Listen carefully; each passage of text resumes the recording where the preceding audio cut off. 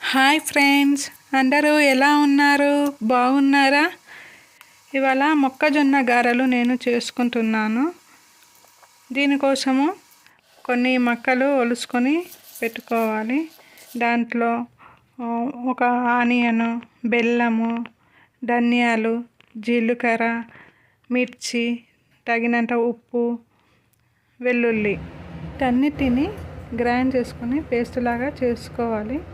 తర్వాత ఒక క్లాత్ తీసుకొని దాన్ని తడిపి ఈ పేస్ట్ చేసుకున్న దాన్ని సర్కిల్ లాగా చేసుకొని మరుగుతున్న ఆయిల్ లోపల వేయాలి. మనము మక్కలు తీసుకునేటప్పుడు చాలా లేట్ అయి కాకుండా కొద్దిగా ముదిరిన మక్క గింజలతోని ఈ గారెలు మంచిగా వస్తాయి. నేను ముందుగా చూపించిన అటువంటి మక్కలు తీసుకోండి. నేను ఇంతకుముందు గ్రైండ్ చేసుకునేటప్పుడు బెల్లం వేసుకున్నాను కదా, బెల్లం బదులు షుగర్ కూడా వేసుకోవచ్చు. అంటే ఎంతో రుచికరమైన మక్క గారెల రెసిపీ ఇది.